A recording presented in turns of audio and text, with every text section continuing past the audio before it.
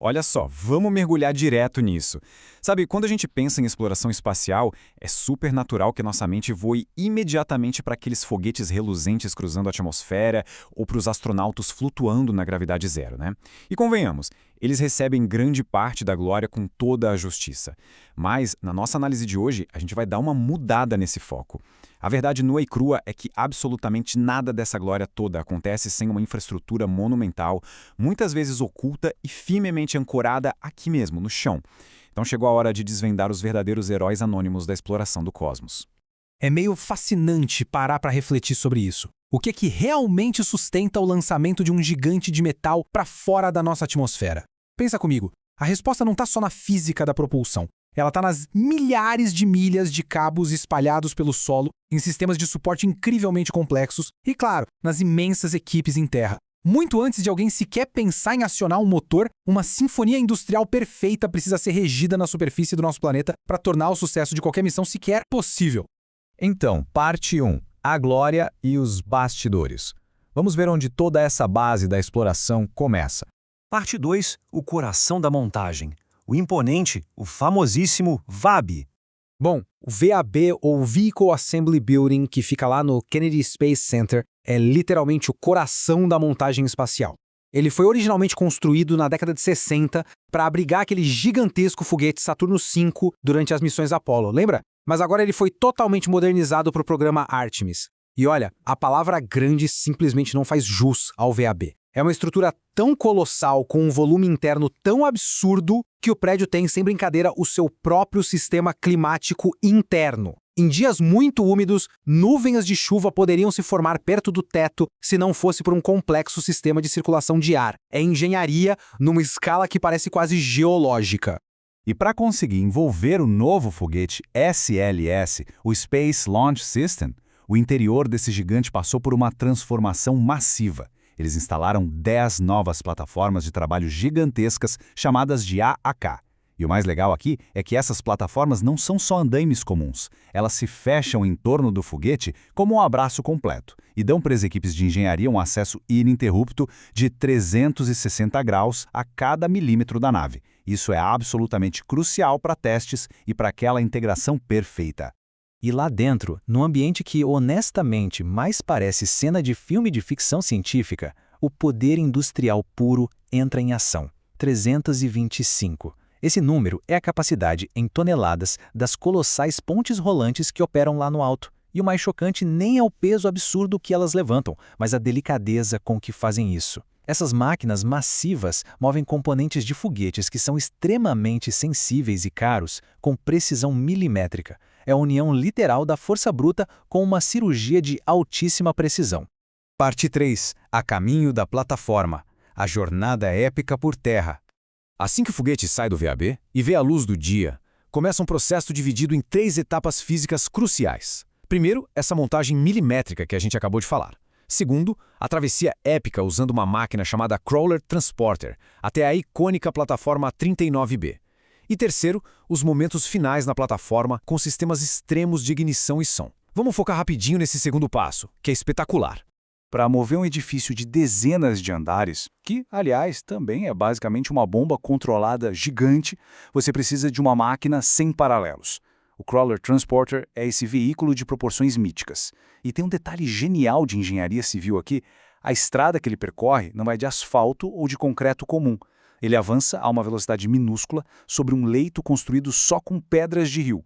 Por quê? Porque essas pedras arredondadas reduzem a fricção, evitam qualquer tipo de faísca e suportam um peso esmagador de um jeito que protege a carga preciosa durante os quilômetros até a plataforma. Genial, né? E enquanto essa montanha de aço avança lá fora, um cérebro digital fervilha em segurança nos bastidores. O Spacecraft Command and Control System é o verdadeiro maestro da missão. É aqui que todos os dados vitais se cruzam. Durante o lançamento, milhares de sensores no foguete e na infraestrutura mandam telemetria o tempo todo para esse sistema. Ele garante que cada instrumento esteja cantando no mesmo tom antes de liberar a decolagem. Para colocar o poder de fogo desse sistema em perspectiva, olha esse número: 100. 100 megabytes de dados a cada único segundo da sequência de lançamento. Esse é o volume que o sistema no solo processa. Para dados de telemetria, isso é uma enxurrada absurda. Estamos falando de um fluxo torrencial de pressão, temperatura e comunicações sendo validadas em tempo real. O menor, o mais microscópico desvio nesses dados pode paralisar a contagem regressiva em frações de segundo. Parte 4. O momento da ignição. Lidando com fogo e som. Quando os motores principais finalmente ganham vida, a plataforma vira um dos ambientes mais extremos do planeta Terra. E não é só por causa do fogo, tá? É pelo som.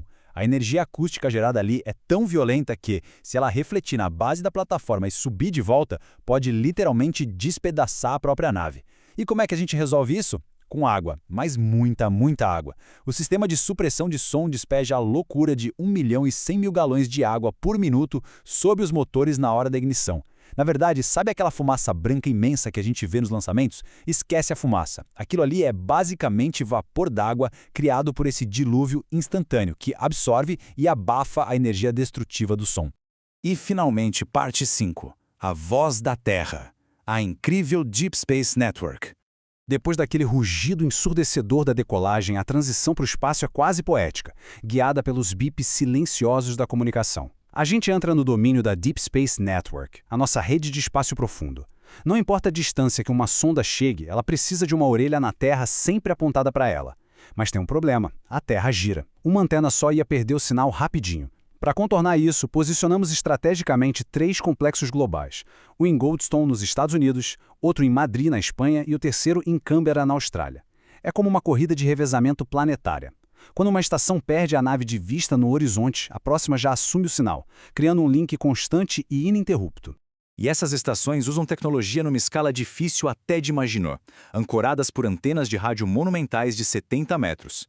Só para você visualizar, imagina pratos parabólicos do tamanho de um campo de futebol, perfeitamente calibrados e voltados para o céu profundo. O trabalho dessas gigantes é escutar sussurros de radiofrequência absurdamente fracos de máquinas que muitas vezes estão lá nos limites do nosso sistema solar e enviar comandos que atravessam bilhões de quilômetros. É para lugares com essa vastidão cósmica impressionante que os nossos sinais viajam. Essas antenas de 70 metros funcionam como as nossas cordas vocais e os nossos ouvidos, mantendo uma linha de vida invisível através do vácuo e da poeira estelar, buscando contato com nossos emissários de metal que estão mergulhados nesse mar cósmico de tirar o fôlego. Então, depois de viajar com a gente desde aquele microclima lá dentro do gigantesco VAB, passando pelas pedras do Crawler e pela enxurrada de água na plataforma, até chegar nessas imensas orelhas globais de comunicação, a gente chega a uma conclusão bem clara. A nossa busca incessante para tocar as estrelas depende totalmente dessa base incrivelmente sólida que a gente constrói em casa. E aí, olhando para as imensas missões que ainda vem pela frente, fica a grande provocação da nossa análise de hoje. Para ir ainda mais longe e mais fundo no desconhecido, que tipo de gigantes ocultos e alicerces inéditos a gente vai precisar erguer primeiro aqui mesmo, na superfície do nosso planeta azul? É algo para se pensar na próxima vez que você viu um foguete subindo. Até a próxima!